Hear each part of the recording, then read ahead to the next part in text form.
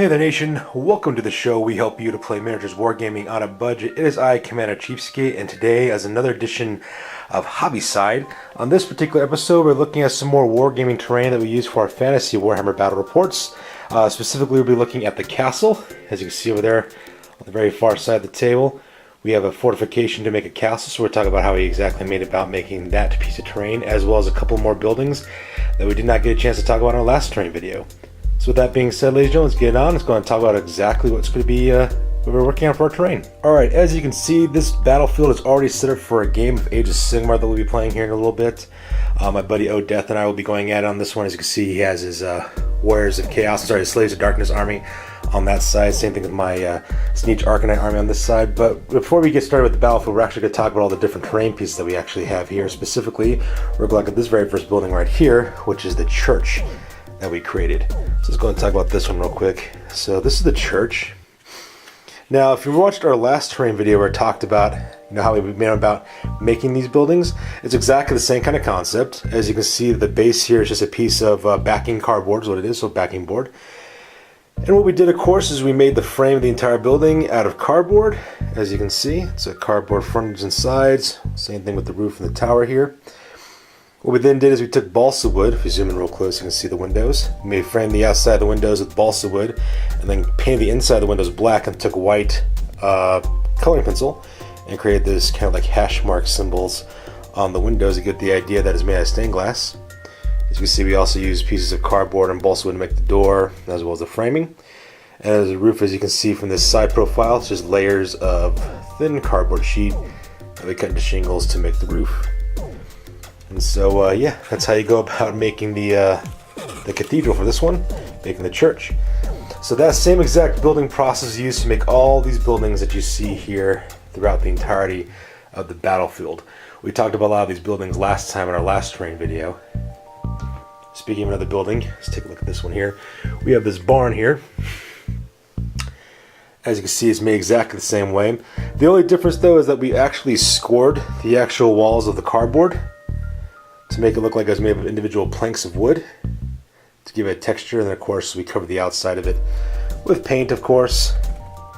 And we used fabric, this time yarn, to make the roof, to make it look like it was made out of thatching. So that one's kind of neat.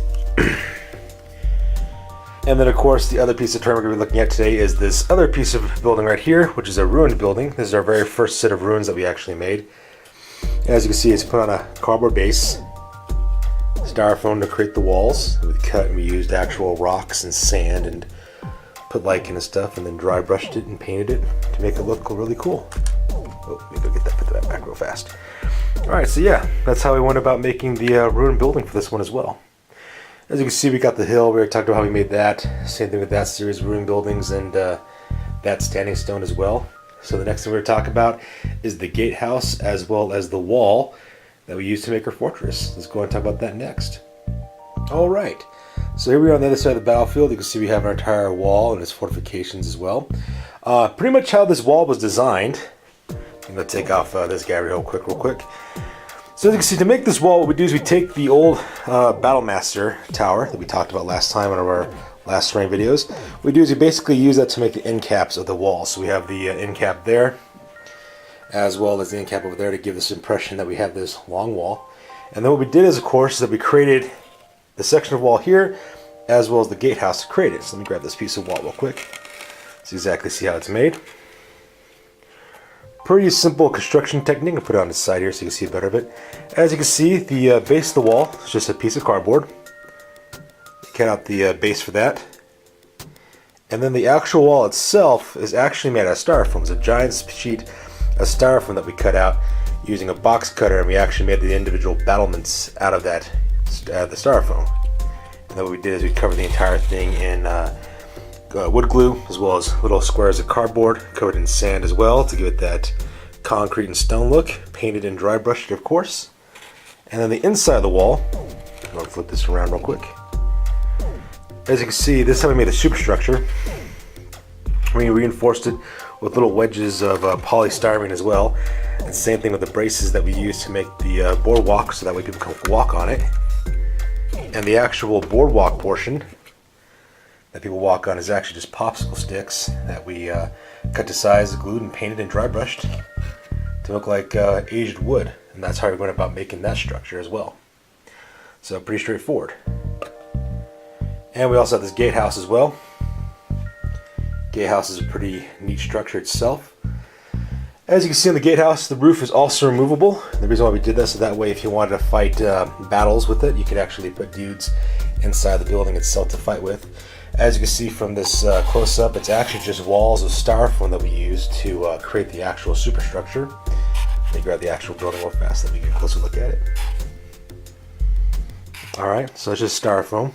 We made the entire thing out of styrofoam. We then covered the outside of it with sheets of cardboard that we glued on the outside, make it look like individual paving stones, as well as keystones and boarding stones for the arches, covered in sand. Painted that as well. The porticus, which is this wooden structure that kind of drops down to secure the great house, that's made out of popsicle sticks as well. And then of course is glued onto a base of backing board, as you can see, to create that. As for the clock, it's just a poker chip that we put some gold leaf on, and then of course just paint the numbers on there and drew those in there so that way it looks like it's a little clock. And that's how we go about making that one as well. The construction that we use for the second half of the wall is exactly the same technique that we used to create the first half that we showed earlier. The only difference though, of course, is when you look at the front of it, there's actually a piece of vine that goes at the top. And what we did for that one was just took a piece of sprue and just twisted up and just put like a lighter flame to it to kind of melt it and bend it and to warp it. Then we just hot glued it to the surface and covered it with lichen, so that way it looks like there's a creeping vine going up the wall. And that's pretty much how you make the castle battlements for this one. So we just put that there, and of course the Battle Master Tower right next to it, make the impression that it's a kind of like castle-like structure. Of course, put the roof back on top again. So yeah, that's how we went about making that. So as you can see, terrain is very, very impressive looking. All this, of course, is made by our resident terrain wizard, Iron Major. That guy is a really good, artisan when it comes to creating this terrain and making some pretty interesting items out of really cheap materials and saving us a lot of money doing it at the same time. So yeah, that's going to wrap it up for our terrain videos for the wargaming terrain that we have. As always, guys, please feel free to like, comment, and or subscribe. Your guys' input is always invaluable as always. Also check us out on Instagram as well as Google Plus for all the latest and greatest what we're doing for our hobby, as well as Facebook. So that's going to wrap it for this one, you guys. You guys keep on staying classy. We'll catch you on the flip side.